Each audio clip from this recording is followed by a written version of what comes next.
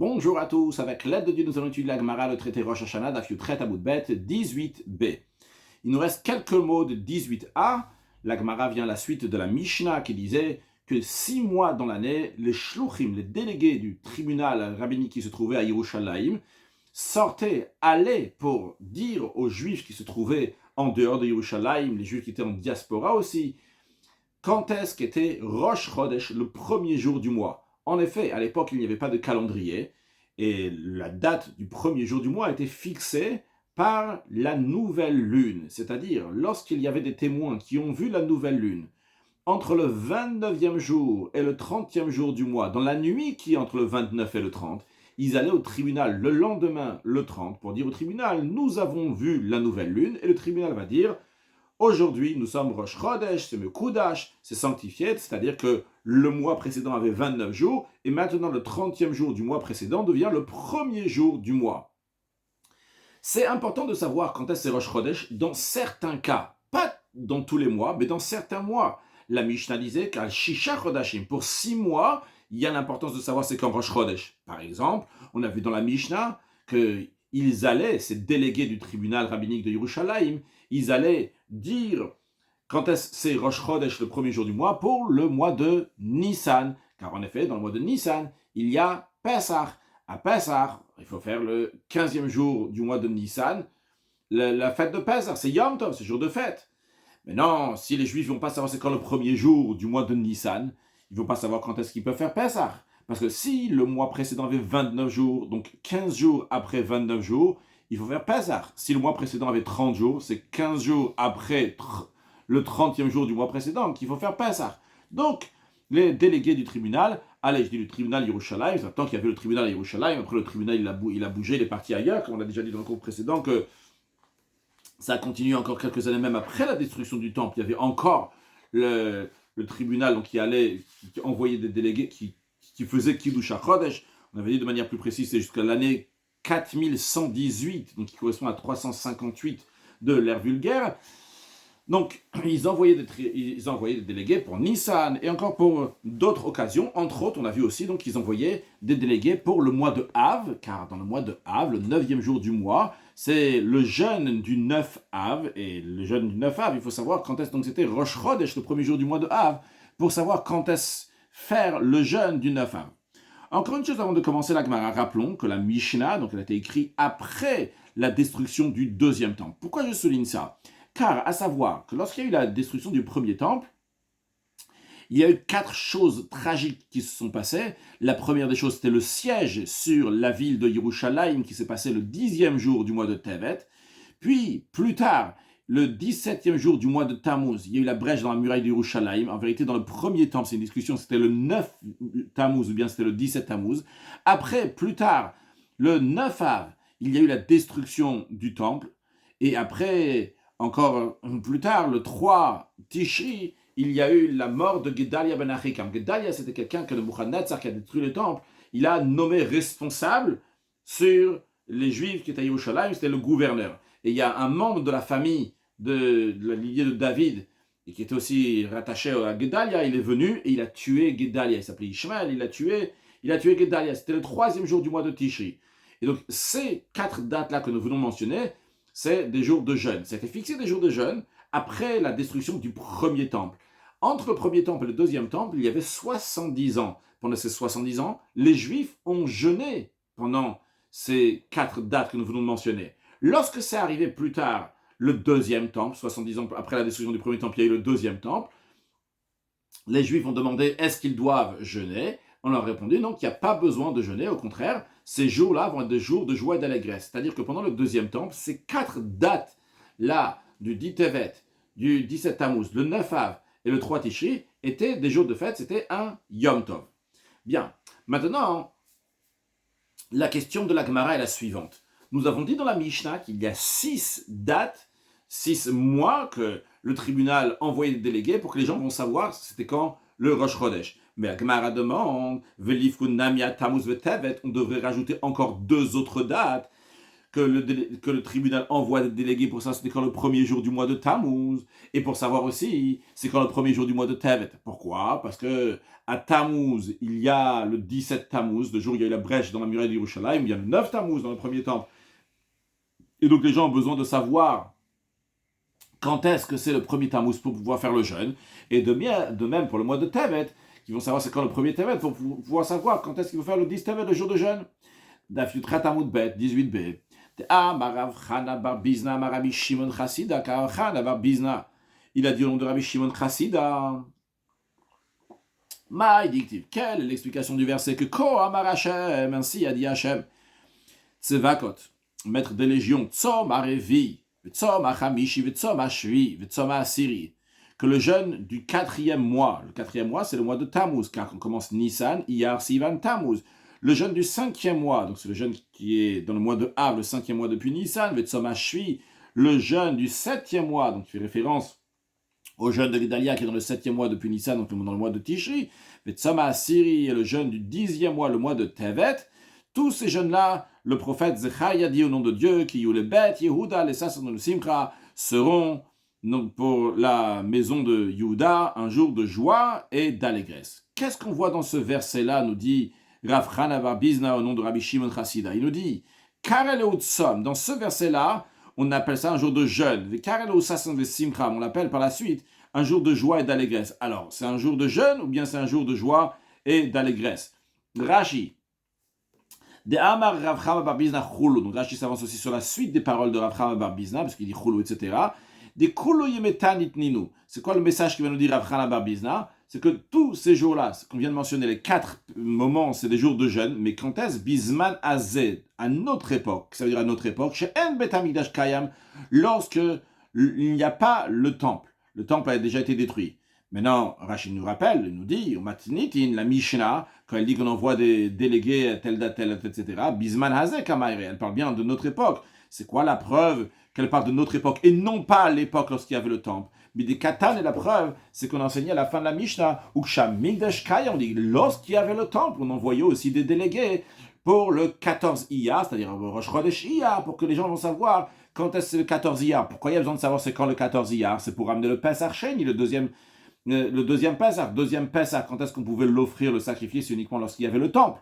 Donc, notre Mishnah qui dit l'époque lorsqu'il y avait le Beth Amikdash, c'est clair qu'on ne parle pas donc à l'époque du Beth Amikdash, nous sommes après le Beth Amikdash. Et après le Beth Amikdash, ces jours-là sont des jours de jeûne. Donc, Rashi, il anticipe sur la question, donc l'idée de la question, que pourquoi on n'envoyait pas des délégués, vu qu'on en parle après la destruction du temple, la Mishnah elle parle. Il aurait dû dire que le tribunal rabbinique doit envoyer des délégués aussi pour le mois de Tammuz et le mois de Tevet, savoir c'est quand le premier jour du mois, pour savoir quand est-ce jeûner dans le mois de Tammuz, quand est-ce jeûner dans le mois de Tevet. Donc, quelle est l'explication de Rav Chana bar Bizna? Bizman, chez Yeshalom, il dit comme ça Rav Chana bar Bizna. Il dit pourquoi des fois on appelle ça un jour de jeûne, on appelle ça un jour de joie et d'allégresse? Le verset veut dire comme ça, ce que le prophète Zecharia veut dire. S'il y a la paix, qu'est-ce que ça veut dire qu'il y a la paix? Ça veut dire que le Beth Amikdash, il existe. Il n'y a pas écrit clairement comme ça dans Rashi, mais c'est comme ça sous-entendu. Chez Yesh Shalom, Rashi nous dit qu'il y a la paix chez En Yada Of de Kochavim, que la main des idolâtres, les gouverneurs des non-juifs, n'est pas kifa à l'Israël, n'est pas forte sur le peuple juif, n'ont pas le dessus sur le peuple juif. Alors, c'est-à-dire, en autre mot, lorsqu'il y a le Beth Amikdash, lorsqu'il y a le temple, que tous les juifs donc, font ce qu'ils veulent, on s'est discuté ce qu'il y a le Beth Amikdash. Des fois, dans le Beth Amikdash, il y avait aussi des moments que les goïms, les romains, etc., ils avaient la main sur les juifs. En tous les cas, on va traduire comme ça simplement, chez Yeshalom, qui a la paix, qui a le Beth Amikdash. Donc, Rashi précédent, Rashi l'a dit, chez El Beth Amikdash Kayam.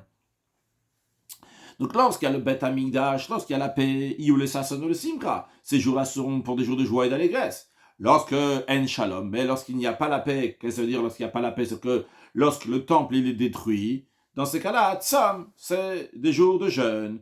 Donc on voit que d'un côté, c'est des jours de joie et d'allégresse, mais uniquement lorsqu'il y a le temple. Lorsqu'il n'y a pas le temple, c'est des jours de jeûne. Donc, d'où la question de la Gemara, pourquoi pas envoyer des délégués aussi pour Rosh Chodesh Tevet, savoir quand est-ce que le premier jour du mois de Tevet, pour pouvoir faire le jeûne du dit Tevet, et envoyer des délégués donc pour le mois de Tammuz, pour savoir quand est-ce que le premier Tammuz, pour pouvoir savoir quand est-ce qu'il faut jeûner dans le mois de Tammuz.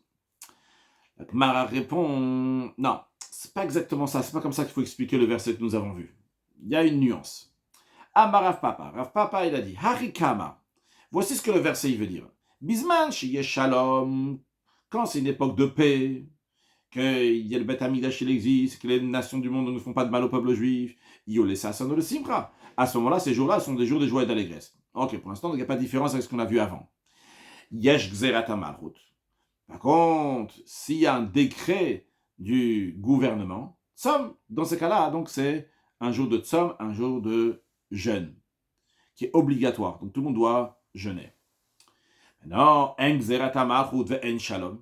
S'il n'y a pas de décret du gouvernement, mais il n'y a pas non plus le Shalom, il n'y a pas la paix, il n'y a pas le Beth Amikdash non plus. Dans ces cas-là, Ratsu Mitanim, si les gens, la communauté décide de jeûner, eh bien ils vont jeûner. Si là, les gens de la communauté décident de ne pas jeûner, ils ne vont pas jeûner. Donc ce ne sont pas des jeûnes qui sont obligatoires. Avant d'expliquer la réponse, mais voyons ce qu'on vient de voir. À l'époque du Beth Amikdash, on ne jeûne pas ces 4 dates. Lorsqu'il n'y a pas le Beth Amikdash, mais il n'y a pas de décret du gouvernement contre le peuple juif. Si les gens veulent, si la communauté elle veut, elle fait le jeûne. S'ils ne veulent pas, ils ne font pas le jeûne. Si, troisième option, il n'y a pas le Beth Amikdash et il y a des décrets du gouvernement, dans ces cas-là, c'est obligé de faire le jeûne. Ça ne dépend pas de la volonté de la communauté. Alors, où est la réponse ici? La réponse, elle est Rashi d'abord, Yule Sasonum Simcha. Donc c'est de joie et d'allégresse, liaser be'esfet vetani, donc c'est interdit de faire des oraisons funèbres et de jeûner dans ces 4 jours particuliers. Yesh gzerat malchut tzom, s'il y a un décret du royaume, du gouvernement non juif sur les juifs, c'est sûr qu'il faut jeûner. Choval est un bête, c'est un devoir de jeûner. Après, s'il n'y a pas le Beth Amikdash, mais il n'y a pas non plus de décret du gouvernement, Ratsu el mitanim, s'ils veulent, si la communauté elle veut, ils ne vont pas jeûner. Kevan dirshutu, la réponse elle est là. Vu que c'est facultatif de jeûner après la destruction du temple, dans les cas où il n'y a pas de décret du roi et du gouvernement, alors le betachinan shluchim alayu, c'est la raison pour laquelle on ne va pas envoyer, littéralement fatiguer, faire qu'il y a des émissaires qui vont aller dans les communautés juives au début du mois de Tammuz, au début du mois de Tevet. Donc on a eu la réponse qu'en effet, vu que ce n'était pas à l'époque, en tous les cas, donc ce n'était pas obligatoire, donc avec le temps, ça s'est fixé, c'est oui devenu obligatoire ces 4 jeûnes, mais à l'époque, bien qu'il n'y avait pas le temple, bien s'il n'y avait pas de décret du gouvernement, ce n'était pas obligé de jeûner. C'est la raison pour laquelle que dans la Mishnah, on n'a pas écrit qu'il y a un devoir d'envoyer des délégués pour ces 2 autres mois, pour le mois de Tammuz et pour le mois de Tevet. Dans la question évidente qui se pose, la Gemara demande, Iach, ici si on est ainsi, Tisha B'Av Nami, vu que tu as dit que ces 4 dates-là, ils sont facultatifs, et donc c'est la raison pour laquelle on n'envoie pas des délégués pour Tammuz et Tevet, alors dans ces cas-là aussi, pour le mois de Av, il n'y a pas besoin d'envoyer des délégués, vu que c'est facultatif. Si la communauté, elle veut jeûner, ils vont jeûner. Si la communauté ne veut pas jeûner, ils ne vont pas jeûner. Alors, Rav Papa, il justifie sa réponse, il dit non. Shan et Tisha B'Av. Tisha B'Av, c'est pas comme les autres jeûnes. Tisha B'Av est différent, parce que, vu que les événements tragiques se sont multipliés à cette date-là, c'est la raison pour laquelle, que après la destruction du temple, quoi qu'il arrive, le 9 av, on va toujours jeûner. Des Amarmar, car en effet, Maître a dit, c'est-à-dire c'est un enseignement d'un Rav par ailleurs, qu'il est dit, Tisha B'Av, Charav Abayit Barishona Bashnia. Qu'est-ce qui s'est passé le 9e jour du mois de Av? Le temple a été détruit, aussi bien le premier temple, aussi bien le deuxième temple. Encore un événement tragique qui s'est passé le jour de Tisha B'Av, c'est Venil Keda Beitar, que la ville de Beitar a été conquise, c'était 52 ans après la destruction du deuxième temple, et tous les habitants de cette ville, dans laquelle il y avait une très grande population juive, donc a été tuée, et c'était le 9 av que cette ville-là, elle a été conquise. Et encore une chose qui s'est passée le 9 av, que la ville de Yerushalayim a été labourée. En effet, il y a Tonusufus, donc il a labouré le temple et les alentours du temple, ce qu'on appelle que la ville de Yerushalayim, donc a été labourée par mépris sur le Beth Amikdash, sur le temple. Donc c'est un jour dans lequel sont multipliés les événements tragiques. Et donc quoi qu'il arrive, après la destruction du temple, quand ça arrive le 9 av, on fait un jour de jeûne. C'est la raison pour laquelle que les Shluchei Bedin, les délégués du tribunal, sortaient pour annoncer quand est-ce qu'était le premier jour du mois de Av pour que tout le monde va pouvoir faire le 9 Av. Bien, Suite au verset qu'on a ramené, donc, Kohama Hashem Tzevakot, quand Hashem il a dit, Tzom Arvi, Tzom Hamishi, Tzom Shvi, Tzom Asiri, Il Bet Yehuda, le Sasson ou le Simcha, que ces 4 jours de jeûne donc, seront des jours de joie et d'allégresse. À propos de ce sujet-là, Tanya la Gemara ramène une braïta qui nous dit comme ça. Dans cette braïta, nous allons voir un désaccord entre Rabbi Shimon et Rabbi Akiva. Amar Rabbi Shimon, il a dit, Arba Dvarim aya Rabbi Akiva Doresh. Rabbi Akiva, il y avait 4 choses qu'il interprétait, que Vanien Doresh Komoto, sur ces 4 choses-là qu'il interprétait. Moi, Rabbi Shimon, ces 4 choses-là, donc je ne les interprète pas comme Rabbi Akiva. Quelles sont ces 4 choses-là? On ne va pas les voir aujourd'hui. Aujourd'hui, nous allons voir une seule de ces choses-là dans le texte de la Gemara. Et même dans la chose que nous allons voir dans le texte de la Gemara, on va voir qu'il y a un point, un détail sur lequel Rabbi Shimon n'est pas d'accord. Quels sont les 4 points, les 3 autres, donc à part le point que nous allons voir? Rashi nous les ramène brièvement. Arba dvarim alalu, donc 4 choses. Vezo achat mem. Et il dit donc ça c'est un de cela. Ve'agimel shnuim betosefta desota. Donc les 3 autres sujets sur lesquels Rabbi Shimon est en désaccord avec Rabbi Akiva, ils sont enseignés dans le Tosefta desota ou besifri, aussi bien dans le sifré, donc c'est un midrash sur le livre de Bamidbar et de Varim. Alors le premier désaccord c'est sur le verset Ben Adam Yoshua Haravot, donc Ben Adam, donc c'est Dieu qui parle au prophète, il lui dit Ben Adam, fils d'homme, il lui dit Yoshua Haravot, ceux qui sont aussi dans les ruines, etc. Donc il parle là-bas que le fait que le peuple juif, il dit un certain raisonnement par a fortiori, il dit si déjà Abraham Avinu, il avait que un, et il a hérité la terre d'Eretz Israël, alors nous, à plus forte raison qu'on va hériter la terre d'Eretz Israël. Et les questions, qu'est-ce que ça veut dire qu'il avait que un? Alors d'après Rabbi Akiva, il dit que ça qu'il n'y avait que un, c'est que les Juifs, ils ont dit, si déjà Abraham Avinu, il n'avait que un Dieu, et il a hérité la terre d'Israël, alors nous, les Juifs, nous avons plusieurs dieux de nos jours, alors à plus forte raison qu'on va hériter la terre d'Israël. Ça, c'est ce que Rabbi Akiva interprète le verset. Et Rabbi Shimon dit non, le verset, l'interprétation de un, ce n'est pas qu'il y avait un Dieu, c'est qu'Abraham Avinu avait seulement une seule mitzvah, c'est la mitzvah de Brit Mila, et il a hérité la terre d'Israël. Alors nous, qu'on a plusieurs mitzvot, c'est sûr et certain qu'on va hériter la terre d'Israël, qu'on ne va pas être chassé, etc. Ça, c'est le premier désaccord qu'il y a entre Rabbi Shimon et Rabbi Akiva. Encore un autre désaccord. Quand les Juifs ils sont pleins, quand ils étaient dans le désert, et que Moshe Rabbeinu il dit à Dieu, est-ce que même si on va à Tzonu Bakar Ishachet, même si on va prendre tout le bétail, on va lui faire la shrita, on va la battre, est-ce que ça sera suffisant pour les Juifs? Alors c'est quoi cette expression, est-ce que ça sera suffisant pour les Juifs? D'après Rabbi Akiva il dit que Moshe Rabbeinu a dit, même si on va faire la shrita de tous les animaux, il n'y en aura pas assez pour les Juifs. D'après Rabbi Shimon, il dit non, il ramène des preuves qu'il y en avait plein, et donc il y avait suffisant pour tous les Juifs. Et il dit, c'est quoi alors que Moshe Rabbeinu a dit, même si on va égorger tout, ça ne sera pas suffisant. Ça ne sera pas suffisant dans le sens que les Juifs, de toute façon, ils cherchent juste à faire des problèmes, donc ça ne va pas être suffisant. Ils vont encore se plaindre même après ça. Troisième désaccord, c'est sur le verset Vatere Sarah et Ben Hagar Amitzit, que Sarah a vu le fils de Hagar, l'Égyptien, qui était Metzachek. Qu'est-ce que ça veut dire qu'il était Metzachek? Donc d'après Rabbi Akiva, ça veut dire qu'il faisait Avodah Zarah, l'idolâtrie.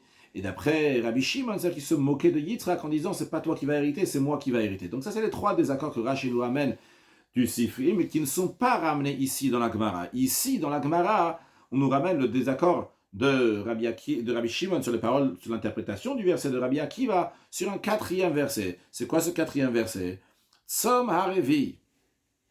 Voyons l'interprétation de Rabbi Akiva sur les mots Tzom Harevi, Tzom Hamishi, Tzom Shvi, Tzom Asiri. Donc le 4e jeûne, le 5e et le 7e et le 10e jeûne. Qu'est-ce qui représente ces jeûnes? De quoi s'agit-il? Alors, Tzom Harevi, d'après Rabbi Akiva, c'est quoi le 4e jeûne? Ou de manière plus précise, peut-être il faut traduire le jeûne du 4e, parce que c'est le jeûne du 4e mois. Zet Tisha B'Tammuz, c'est le 9 Tammuz, Shebo Ufke Ha'ir, qu'il y a une brèche qui a été faite dans la muraille d'Yerushalayim à l'époque du premier temple. Comme on a dit tout à l'heure, il y a une discussion, est-ce que c'est vraiment le 9 ou bien c'était même le 17 à l'époque, et juste qu'ils sont trompés, ils ont écrit le 9, et Akadosh Baruch Hu participe aussi dans cette erreur des gens qui étaient bouleversés, ou bien qu'en effet, le premier temple c'était 9, le deuxième temple c'était 17, nous de nos jours, vu qu'on est après le deuxième temple, donc on fait le 17 Tammuz, il ne faut pas que ce soit trop lourd de faire et le 9 Tammuz et le 17 Tammuz. Dans tous les cas, donc, on parle bien du jeûne, de la brèche dans la muraille de Yerushalayim. D'où il apprend ça, qu'on parle bien de cette époque-là. Shanem, il y a écrit, va Yerzakarav Ba'ir. que c'était donc Bachodesh Arvi Betish Ala Chodesh, que donc le 4e mois, donc le mois de Tammuz, le 9e jour du mois, la famine dans la ville était devenue critique, s'est renforcée. Velo haya lechem le'am haaretz. Et il n'y avait pas de nourriture pour le peuple de la terre. Vati Bakaïr, une brèche a été faite dans la muraille de Yerushalayim. Donc ça, c'est ce jeûne-là, vers Maïkar el Revi. Pourquoi il appelle ça donc le 4e Revi la Chodashim, parce que c'est le 4e mois, en commençant donc par le mois de Nisan. Après, il y a écrit dans le verset Tzomach Hamishi, le jeûne du 5e, c'est Tisha B'Av, c'est le 9 Av. Chez Bon Nisrav Bet Elokeinu, qu'à ce jour-là, la maison de Dieu a été incendiée. Va Maïkar el Hamishi, et pourquoi il appelle ça donc le 5e Hamishi la Chodashim, parce que c'est le 5e mois, qui on commence de Nissan, on arrive au Av, donc c'est le 5e mois. Après Tzom Hashvi, le jeûne du 7e, c'est Shlosha Betishri, donc c'est le 3 Tishri, chez Bonera Gedalia Ben Achikam. Que Gedalia Ben Achikam a été assassiné, comme on l'a expliqué tout à l'heure. Ou Miyarago, c'est qui l'a tué? Ishmael Ben Netanya Arago, c'est Ishmael Ben Netanya, qui était de la lignée du roi David, lui aussi, donc il a tué, qui était jaloux, qui voulait lui être le gouverneur, la Melra pour t'apprendre. Pourquoi on met ça ici comme ça, juste à côté, juste après qu'on a Tzom Hamishi, on te dit Tzom Hashvi, le Hamishi et le Shvi comme ça, ils sont juste à poser ici, on t'apprend quelque chose aussi au passage. La Melra pour t'enseigner, que la mort des justes équivaut à le Beth Amidash qui brûle. Va Maïkar el Shvi. Maintenant, pourquoi il appelle ça donc le 7e mois? Parce que Shvi la Chodashim, c'est le 7e mois en commençant par Nissan. Après, on a Tzom HaAsiri dans le verset donc, de Zechaïel, il dit le dernier jeûne, c'est le jeûne du 10e, Zahasar Tevet, c'est le jeûne du 10e mois, donc du mois de Tammuz, qui est le 10 Tevet. Shebo Samach Melech Bavel Yerushalayim, que le roi de Bavel, donc Nebuchadnezzar, il a commencé à assiéger Yerushalayim. Rashi Samach Melech Bavel Hitril Latzurala, il a commencé à assiéger autour de Yerushalayim. Shene'emar, comme il est dit, Vayidvar Hashem elai bashana atshit. La parole de Dieu m'a été donnée, donc c'était la 9e année. Bachodesh Asir, donc la 9e année, à savoir que le peuple juif, à l'époque du premier temple, une grande partie s'appelle Galut Melech Yehoyachin, l'exil du roi Yehoyachin, qui a été exilé donc, par le roi de Bavel. Il a été exilé avec toute l'élite des juifs qui avaient Yerushalayim, qui ont été exilés, donc déjà 11 ans avant la destruction du temple. Donc ici, dans ce verset-là, on parle 9e année. Quand on dit 9e année, ça veut dire qu'on compte depuis l'année que l'exil du roi Yehoyachin a commencé. On est dans la 9e année. Bachodesh Asir, donc le temple n'a pas encore été détruit, il va être détruit seulement dans 2 ans après, dans la 11e année de l'exil du roi Yehoyachin. Mais ici, donc c'est la 9e année. Bachodesh Asir, le 10e mois, donc le mois de Tevet. Ve'asol HaChodesh, le 10e jour du mois de Tevet. La mort, en disant comme ça. Donc Dieu, il s'adresse à Yecheskel. Yecheskel, donc un prophète qui avait été exilé lui aussi avec tous ces élites, ces personnes importantes qui se trouvaient à Bavel. Il n'était pas à Yerushalayim, mais Dieu lui dit en prophétie d'écrire ce qui se passe à Yerushalayim. Il dit Ben Adam, fils de l'homme, en parlant à Yecheskel, le prophète, il dit Ktav lecha et shem hayom, écris pour toi le nom de ce jour, et sem hayom hazeh, l'essence de ce jour-là, donc le jour de 10 Tevet, Samach Melech Bavel el Yerushalayim, que le roi de Bavel a commencé à assiéger Yerushalayim. Ok, donc ça c'est le verset dans lequel on voit que le 10 Tevet qui a eu le siège sur Yerushalayim. Maïkar el Asiri. Pourquoi le verset il appelle ça le 10e? Asir la Chodashim. C'est le 10e mois. Quand tu commences depuis Nissan, c'est le 10e. Maintenant il y a une question qui se pose. Ok, très bien, on a expliqué que quoi représentent ces jeûnes. Le 4e, 5e, 7e et 10e. 4e, c'est le mois de Tammuz. 5e, c'est le mois de Av. 7e, c'est ce qui s'est passé avec Gedalia. Et ça va dans l'ordre des choses. On a d'abord la brèche dans la muraille d'Yerushalayim, le mois de Tammuz, 4e mois. On a après la destruction du temple, le 5e mois depuis Nissan, donc le 9 Av. Et après, on a le 7e mois, donc qui est le 3 Tishri. Mais on a après cela, après qu'on a dit dans l'ordre chronologique comment les faits se sont passés, on a le Tzom HaAsiri, le jeûne du 10e mois, ce qui s'est passé le 10 Tevet. Mais ce qui s'est passé le 10 Tevet, c'était avant. C'était avant même qu'il y ait eu la brèche dans la muraille d'Yerushalayim. 2 ans avant, il y a eu cette ce siège autour de Yerushalayim. Donc, la question qui se pose, d'après Rabbi Akiva, et c'est encore Rabbi Akiva qui parle, il dit Valo ayara oizelir tov rishon. Ça, celui-là, ce dernier jeûne, Tzom à Syrie, le jeûne du 10e mois, il aurait dû être écrit avant, vu que dans l'ordre chronologique des choses, la brèche dans la muraille de Yerushalayim a été le siège à Yerushalayim a été fait donc le 10 Tevet, donc qui était avant la brèche dans la muraille de Yerushalayim. Donc d'abord, il fallait dire Tzom Revi, Tzom Asir, le jeûne du 10e mois, après le jeûne Tzom Revi, le jeûne du 4e mois, après le 5e, après le 7e. Velama Nirtav Kan. Alors pourquoi il a été écrit ici à la fin du verset? C'est afin d'ordonner les mois selon leur ordre correct dans une année calendaire. Pour nous dire, quand tu vas voir dans l'année calendaire, tu commences donc avec le Tammuz, Av, Tishri et Tevet.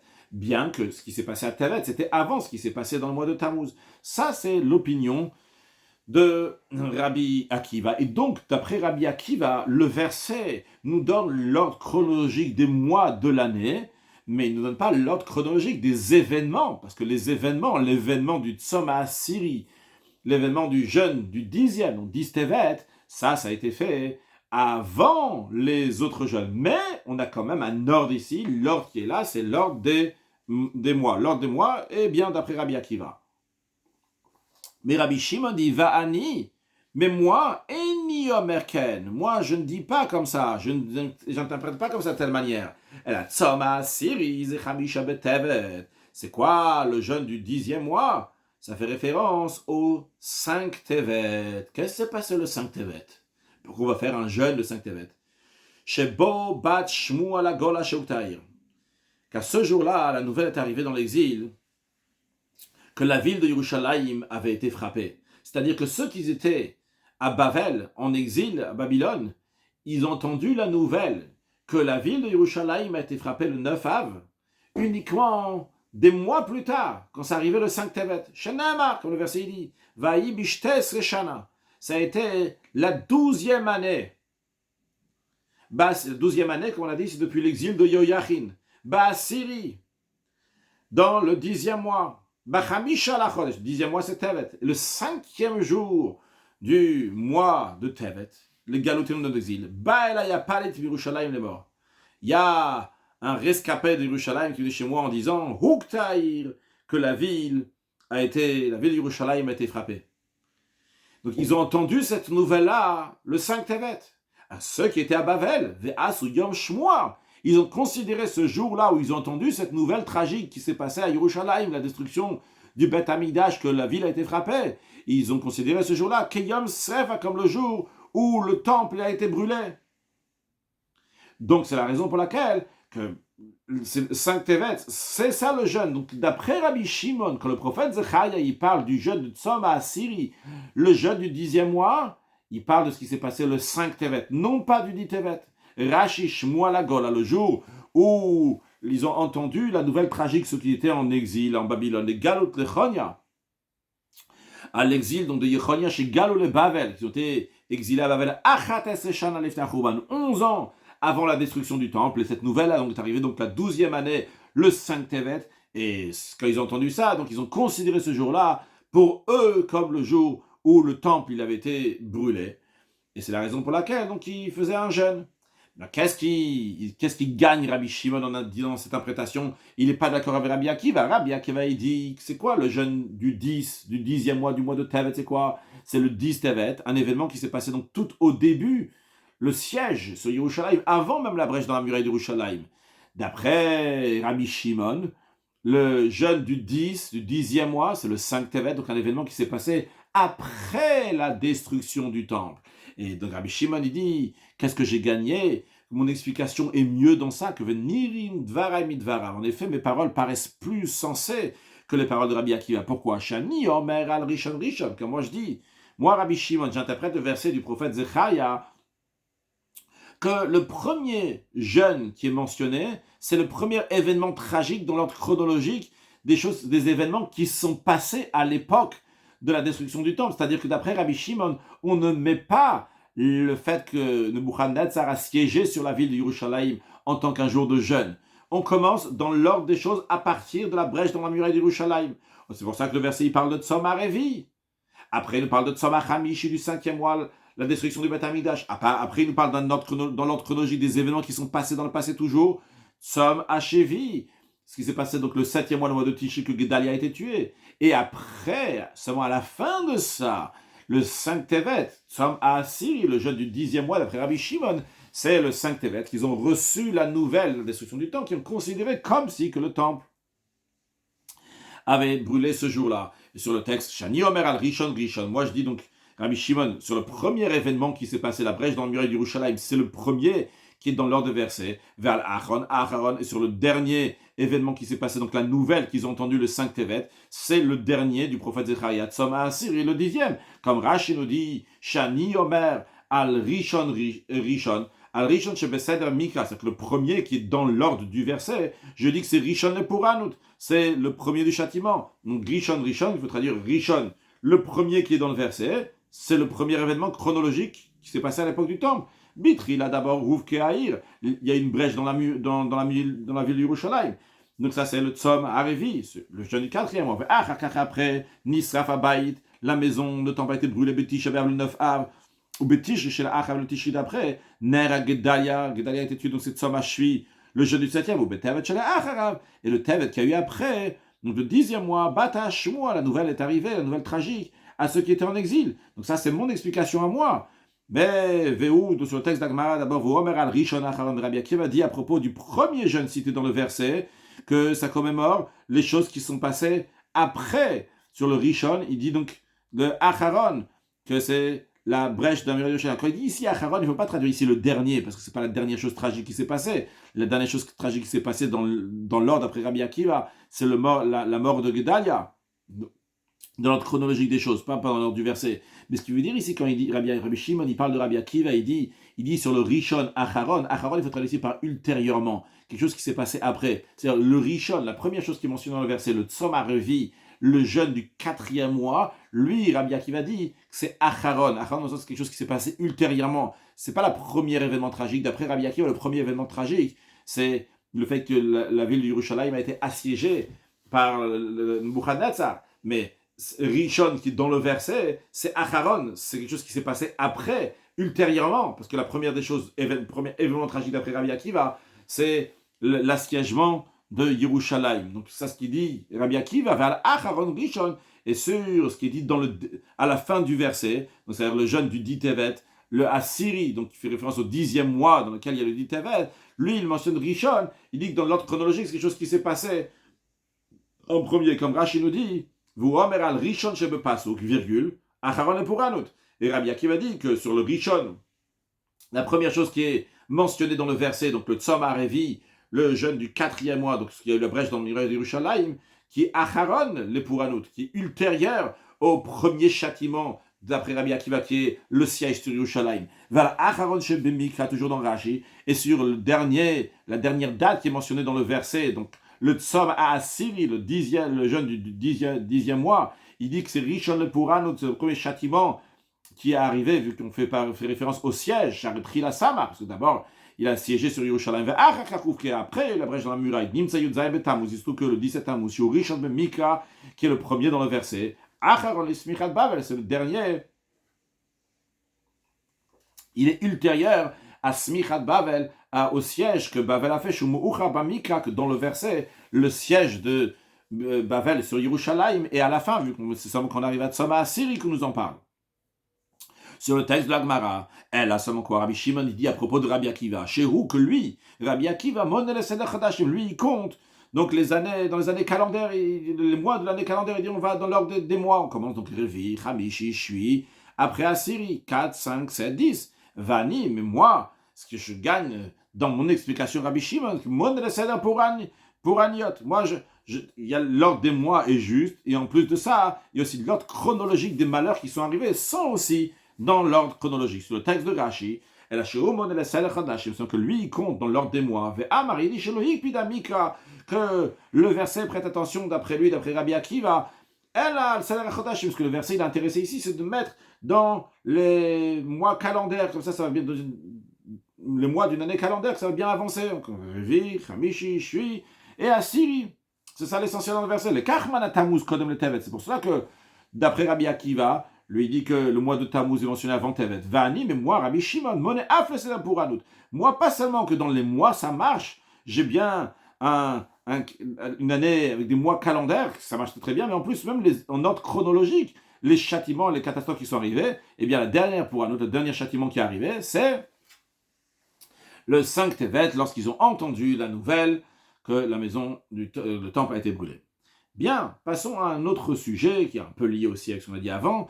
Il y a quelque chose qui s'appelle Megillah Tanit, la Megillah des jeunes. La Megillah des jeunes, on a bien que ça s'appelle la Megillah des jeunes, mais majoritairement il y a des jours de fête dans cette Megillah. C'est une Megillah donc, qui a été écrite donc déjà à l'époque du deuxième temple, et on va voir si ça continue même après le deuxième temple ou pas. Donc on écrivait là-bas, les sages écrivaient des jours de fête, des jours de joie qui sont arrivés pour le peuple juif. Tel décret a été annulé, telle chose est arrivée, etc. Il y a aussi donc des jours où il y a des mauvaises choses qui vont arriver, donc il y a eu des taniyot, des jours de jeûne. Donc ça, c'est ce qu'on appelle le Megillat Tanit, la Megillah de Tanit. Donc là-bas, il y a des dates qui sont mentionnées dans tous les mois de l'année, commençant donc par le mois de Nissan, Iyar, Sivan, jusqu'à Adar, jusqu'à la fin du mois de Adar. Il y a toutes sortes de dates qui sont mentionnées, dans lesquelles donc on va faire des fêtes. Maintenant, ces jours-là qu'on doit faire des fêtes, on n'a pas le droit de jeûner avant, on n'a pas le droit de jeûner après, on n'a pas le droit de faire le jour même Tanit, on n'a pas le droit de jeûner, on n'a pas le droit de, évidemment le jour même, on n'a pas le droit de jeûner, et il y a certains jours même que les oraisons funèbres, on n'a pas le droit de faire. Bien, Itmar, ça a été dit, Rav et Rabbi Hanina Amre, Rav et Rabbi Hanina disent, Batla Megillat Tanit, que la Megillat Tanit a été abolie. Qu'est-ce que ça veut dire? Rashi, Batla Megillat Tanit. Yamim Tovim, ces jours de fête, chez Kavu Chacham, que les sages ont fixé à l'idée Nissim, qu'on dit à l'idée ici, donc c'est grâce au miracle, chez Irubaem, qui sont arrivés ces jours-là. Vers Asar Betan, ils ont interdit donc de jeûner. Vers Yashmem, il y a certains jours, que Avbeesplet, qu'ils ont été interdits même de faire des oraisons funèbres, pas seulement de jeûner, mais aussi même des oraisons funèbres ces jours-là. Uktavum Gila Achat, ils l'ont écrit dans un parchemin. Et là-bas, ça commence cette Megillah, elle dit Ilenyo Maya de l'Olitanabo, voici donc les jours dans lesquels on n'a pas le droit de jeûner, Chulu, etc. Alors il dit Arshav. Maintenant, chez Harababaït, que le temple, il a été détruit. Bateau, ils ont été annulés. On a le droit de faire des oraisons funèbres et de jeûner, donc ces jours-là. Donc ça, c'est l'opinion de Rav et Rabbi Hanina. Rabbi Yochanan et Rabbi Yeshua ben Levi, Rabbi Yochanan et Rabbi Yeshua ben Levi disent, le bat, la Megillah Tanit n'a pas été abolie, n'a pas été annulée. Ok, donc on a un désaccord ici, rappelons-nous, Rav et Rabbi Hanina et Rabbi Yochanan et Rabbi Yeshua.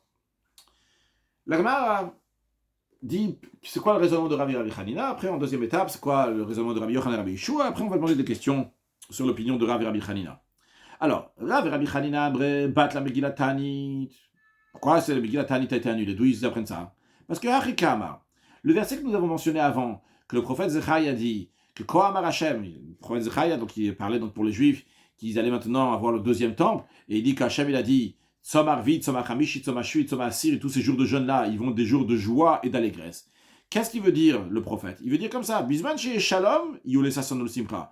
À une époque dans laquelle il y a la paix, à l'époque où il y a donc le Beth Amikdash, le temple, eh bien à ce moment-là, ces jours-là, ces 4 jeûnes, sont des jours de joie et d'allégresse. Ce ne sont pas des jours de jeûne, mais des jours de joie. En Shalom, s'il n'y a pas de paix, ce vont être des jours de jeûne, comme on l'a précisé avant, s'il n'y a pas la paix, s'il y a le décret, etc., comme on l'a dit avant. Mais le principe qui a tiré de ça, d'après Rav et Rabbi Hanina, c'est que Hanachlami, ces jours-là aussi, tous les jours qui sont datés dans Megillah Ta'anit, ces jours-là aussi, donc qui sont des jours de joie, Kihane, ils sont exactement comme ces jours-là. C'est de la même manière que le prophète Zechaïa, il a dit que tant qu'il y a le temple, à ce moment-là, les jours de jeûne vont être des jours de joie et d'allégresse. Mais s'il n'y a pas le temple, c'est des jours de jeûne, ce n'est plus des jours de joie et d'allégresse. De la même manière aussi, tout ce qui est dit dans Megillah Ta'anit, s'il n'y a plus le temple, eh bien, on ne les applique plus, c'est aboli. Il n'y a pas lieu de se réjouir, de faire des fêtes ce jour-là. Rashi, en shalom, tzom. S'il n'y a pas la paix, c'est un jour de jeûne. Bien qu'à l'époque du temple, le deuxième temple, Karinu Moadim Tov, on appelait ces jours-là, que ce soit le 17 Tammuz, que ce soit le 9 Av, que ce soit le jeûne de Gedalia, ou que ce soit le 10 Tevet, tout ça, c'était donc, on les appelait des jours de joie, et c'était le Moadim Tovim. Mais ils ont été annulés, ces jours de fête, une fois que le deuxième temple a été détruit. Alors de la même manière, la Megillah Tanit, quand le deuxième temple a été détruit, elle est annulée. Ça, c'est l'opinion de Rav et Rabbi Hanina avec leur explication. Mais non, l'explication de Rabbi Yochanan et Rabbi Shua ben Levi qui disent Lo bata Megillat Tanit, que la Megillat Tanit n'a pas été abolie. Pourquoi?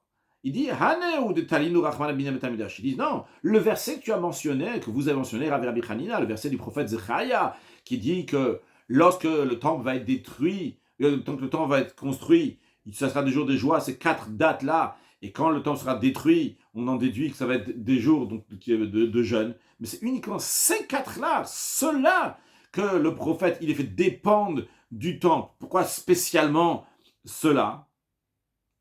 Comme Rachid nous dit, de Talil, Vehanachnami. Ah, je n'ai pas fait le Rachid d'avant. Je vais faire le Rachid d'avant, ok. Désolé de revenir en arrière, avec Rav Hanina, Vehanachnami, cela aussi de Megillat Tani, qui Hane Mashvinanu. D'après Rav Hanina, ils sont égaux aux 4 jours de jeûne du prophète Zechariah. Qui est de la même manière que ces 4 jours de joie, ils ont été annulés, c'est 2 jours de jeûne maintenant. Anena Mibatle, ceux-là aussi qui sont dans Megillat Tani ont été annulés. Toujours dans Rashi, d'après Rabbi Yochanan et Rabbi Ushaya. Non, Megillat Tani n'a pas été annulé. De Talino Bebinyan. Il dit uniquement ces 4 dates-là, ils dépendent du Bet Hamidash, d'Alida Chouban Ogboulatsum. Parce que ils sont liés avec la destruction du temple. C'est pas la destruction du temple qu'on a décidé qu'on allait jeûner le 10 Tevet, le 17 Tammuz, le 9 Av et le 3 Tishri. Validé à Binyan. Donc quand il y a eu le deuxième temple qui a été reconstruit, Hukbul Yom Tov, ça a été fixé à nouveau pour un jour de fête. Chez Niv Dabayit Sheni, lorsque le deuxième temple a été construit. Shalchou Bnei Agola, les gens qui étaient en exil, ils ont demandé la question, ils ont dit est-ce que je vais pleurer le 5e mois, donc pleurer le temple qui avait été détruit, le premier temple, Hinazer, en me séparant donc de ne pas manger, etc. Kacher Asiti Zekam Shanim, comme j'ai fait depuis plusieurs années, Yom Achurban, depuis la destruction que Moshe Ne'emar qu'on lit là-bas dans le prophète Zechariah. Et chez Shilem Akadosh Baruch Hu, Dieu leur a répondu Ki tzamtem vesavot bachamishi ubashvi, lorsque vous avez jeûné, vous avez fait le deuil, on va dire. On dit des paroles donc de deuil. Le 5e et le 7e mois, est-ce que vous avez fait ça? Donc, vous avez fait ça pour moi, etc. Donc, dans le verset, Akadosh Baruch Hu leur dit ça, c'était pas, c'est vous qui avez souffert, etc. pendant ces jours-là. Maintenant que vous avez fait Teshuvah et que maintenant il y a le deuxième temps, il n'y a pas besoin de jeûner. C'est le contexte donc, du sujet qui est là-bas. Ça fait depuis 70 ans que vous avez jeûné, mais maintenant c'est fini. Dorénavant, dorénavant, ce sera des jours d'allégresse et de joie, le mois d'Imtovim, et des jours de fête. Mais qu'est-ce qu'ils disent Rabbi Yochanan et Rabbi Ushua donc? Ces 4 jours de jeûne-là, ils sont liés en effet avec le temple. On voit dans le verset, c'est lié avec le temple. Mais les autres jours de fête qui sont dans Megillat Tani ne sont pas liés avec le temple. Donc ils existent comme ils ont toujours existé. C'est pas lié avec le temple. Que le temple il soit là ou pas, ce n'est pas lié avec ces jours de fête qui sont dans Megillat Tanit.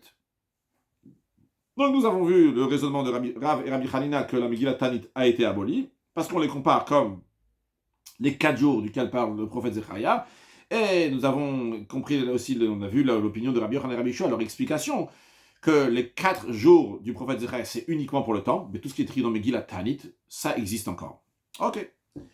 La Gemara demande une question. Mativ Rav Kana. Kana demande sur Rav et Rabbi Hanina. Il dit, il y a un problème. Regarde.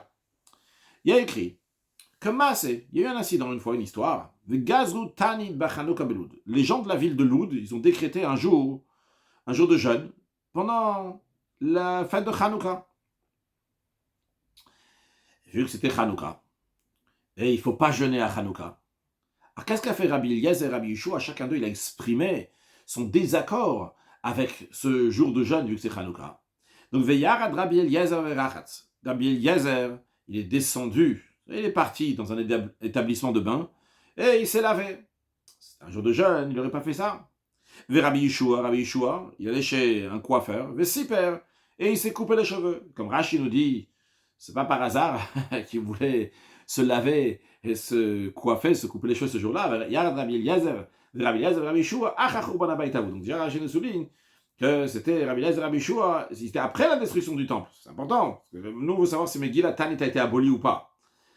Rashi prouve que Rabbi Eliezer et Rabbi Yeshua c'était après la destruction du temple. Mais Rabban Yochanan ben Zakkai Rabban, parce qu'à l'époque de Rabban Yochanan ben Zakkai, donc leur maître, Haravabayit, le temple a été détruit. Donc, on est obligé de dire, c'est après la destruction du temple. Et on voit que après la destruction du temple, il y avait la fête de Hanouka, et Rabbi Eliezer et Rabbi Yeshua, et quand ils ont vu que les gens ils voulaient jeûner, ils ont dit non, vous n'avez pas le droit de jeûner.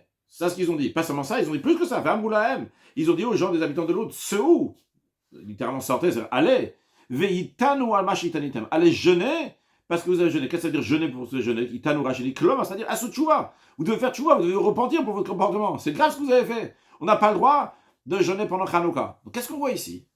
On a ici la fête de Hanouka. La fête de Hanouka, elle fait partie de Megillat Tanit. On a après la destruction du temple. Et pourtant, la fête de Hanouka est encore maintenue, elle existe encore après la destruction du temple, bien qu'elle fait partie de Megillat Tanit. Question sur Rav et Rabbi Hanina qui ont dit qu'après la destruction du temple, il n'y a plus un Megillat Tanit, a été aboli. Amar Rav Yosef a dit Shane Hanouka. Hanouka c'est différent de tous les jours qui sont dans la Megillat Tanit. C'est différent, c'est particulier. Pourquoi? Des Ika mitzvah, car il y a une mitzvah à cette fête. C'est quoi cette mitzvah? Mais pas toute la mitzvah, c'est l'allumage des bougies de Hanouka. Il y en a qui disent donc c'est le fait que Halel Voda, on remercie Akadosh Baruch Hu. Rashi, il n'y a pas de Rashi encore. Donc dans le cas, il y a une mitzvah. Vu qu'il y a une mitzvah, c'est la raison pour laquelle que cette fête-là, elle est encore maintenue même après la destruction du temple. Donc, en autre mot, on peut très bien dire que tous les fêtes qui sont nommées Megillat Tanit ont été abolies après la destruction du temple.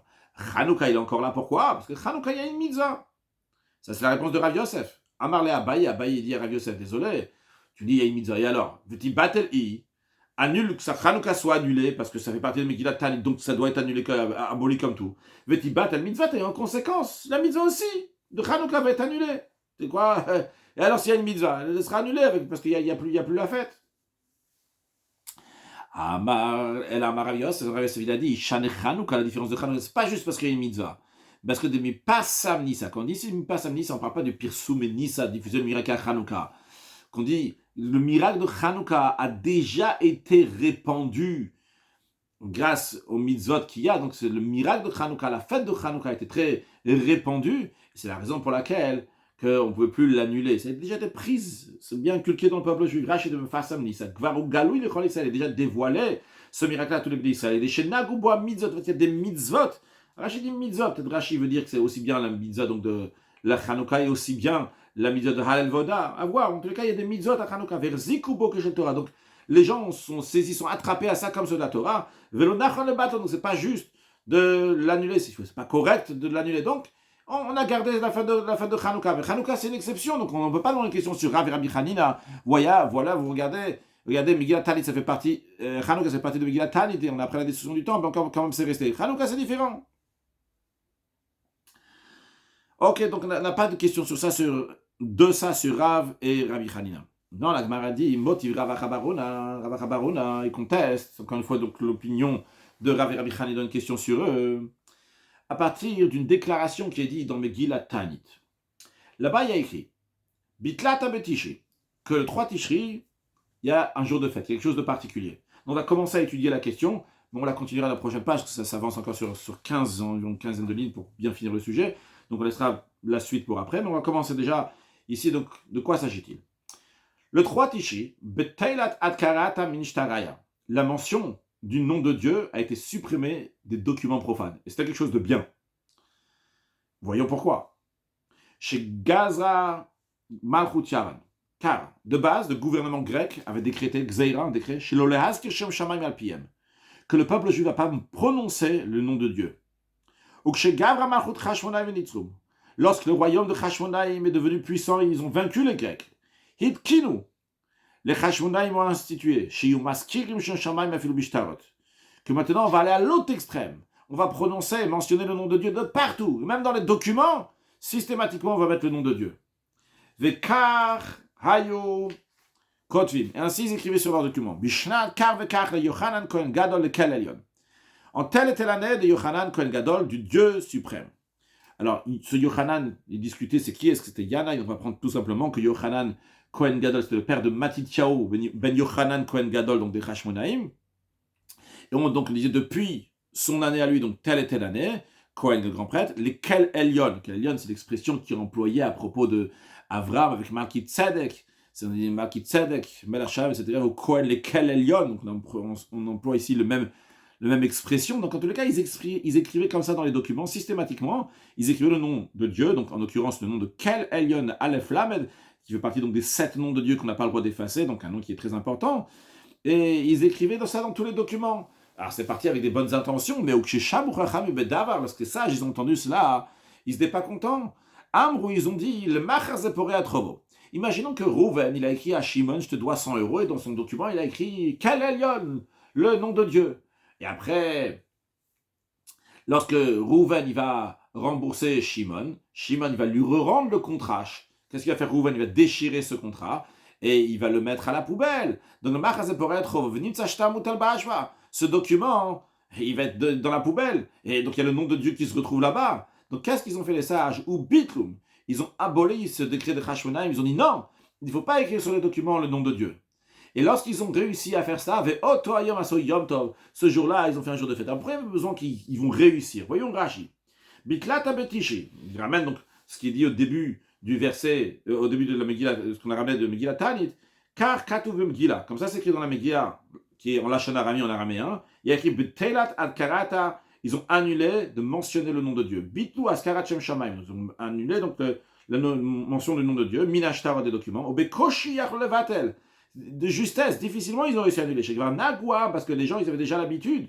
Ou chez Shamu Chacham, lorsque ça j'ai entendu, Bitum, ils ont annulé. Hurcharadava Beinem. Ça a été. Les gens ils ont pris ça. Ils ont décidé d'arrêter. Eh bien, pour les sages, c'était tellement important. Le Ner Shalem, le Nes, c'est considéré un miracle, ils ont réussi à enlever cette coutume-là, Vasaou Yom Tov, et ils ont fait un Yom Tov. Ok, ça c'est ce qui est écrit dans le traité de Megillah Tanit. Maintenant, la question est la suivante. Si ça te monte à l'esprit de dire que la Megillah Tanit a été abolie après la destruction du temple, comment est-ce possible que les sages ils ont institué ce jour-là comme un jour de fête? Parce que Kama et Tabat, les fêtes instituées qui sont à l'époque du temple, avaient déjà été abolies. On est après le temple, et on a aboli donc les fêtes qui sont dans le temple, à l'époque du temple. Est-ce qu'on va rajouter encore d'autres fêtes? Si déjà, les fêtes qui ont été fixées à l'époque du temple, ils ont été annulées Megillah Tanit, quoi. Après le temple, on va rajouter encore une autre fête comme celle-là, celle du 3 Tishri. L'Agma répond, c'est pas une question ça. Achabemaya, est-ce qu'il y a ici de quoi on parle? Ils n'ont pas rajouté une fête après la destruction du temple. En effet, s'ils ont rajouté une fête après la destruction du temple dans Megillah Tanit, tu peux demander une question sur Rav Chanina. La Megillah Tanit a été annulée, on rajoute encore des fêtes. Il n'y a plus de Megillah Tanit, même des fêtes qu'il y avait à l'époque. L'Agma dit non. Ça a été rajouté à l'époque du temple, lorsqu'il y avait le temple. On a rajouté cette fête-là, donc le 3 Tishri. À l'occasion, justement, donc on a annulé de mentionner le nom de Dieu dans les documents. C'était à l'époque du temple. Et à cette époque-là, Megillah Tanit, en effet, elle était appliquée. Dans la suite, donc il y a d'autres questions dans la Gemara. Nous, on va s'arrêter là. Et on va conclure donc avec une halakha. En effet, dans la halakha, le Rambam ramène ça, c'est ramène aussi dans le tour, que ces jours-là, les jours de jeûne qu'il y a aujourd'hui, ils vont être annulés. Velo'od, pas seulement qu'ils vont être annulés, mais en plus de ça, ce sera des jours de joie et d'allégresse lorsque Mashiach va venir. Et les psukim, les différents psukim qui sont ramenés dans le Rambam, dans le tour, en tous les cas, donc ça sera annulé lorsque Mashiach va venir. Un mot de Chassidut. Donc Chassidut, le Rabbi ramenait plusieurs fois cette notion-là. Pourquoi ces jours de fête-là, pas seulement ils vont être annulés, mais ils vont être des jours de joie et d'allégresse, parce que la profondeur d'un jeûne, chaque jour de jeûne en vérité, c'est un jour extraordinaire, c'est un Ed Ratson, c'est un moment propice pour Hachem, comme le dit le prophète Ishaya. Et comme c'est dit que le jour de jeûne, c'est un jour de tchouva, tchouva c'est quelque chose qui est très très haut. Et chacun de ces jours-là, il a un potentiel énorme pour la tchouva, il a un potentiel énorme pour ramener donc le mal dans le bien. Et ça, c'est que le Mashiach va venir, va changer le mal en bien. Et bien à ce moment-là, on va avoir une joie encore plus grande. C'est pas juste qu'on a annulé quelque chose, on a changé quelque chose. Donc ce sont des fêtes qui vont se fixer lorsque le Mashiach va venir. Ça sera des fêtes donc qui seront déjà extraordinaires. Peut-être on peut rajouter en tant que Fabrin, ça reste entre nous, non pas ni en tant qu'Alachan, ni en tant que mot de Chassidut. Mais on voit d'après Rabbi Shimon, en tous les cas, que le 5 Tevet, c'était un jour de jeûne d'après lui. Ça, c'est le jeûne.